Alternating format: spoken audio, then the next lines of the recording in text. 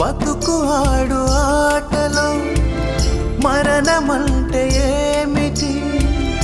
ఆటలోని అలుపు వంటి చిన్న మలుపులే జీవితాన్ని అందక జీవమెళ్ళిపోదులే,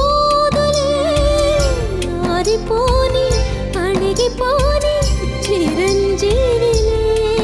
తల నిండుగా శీసులే, ఇక నిండుగా ఆశలే. యముని పాశమే బిగుసుకున్నను. మరణమన్నది మరల జననమే.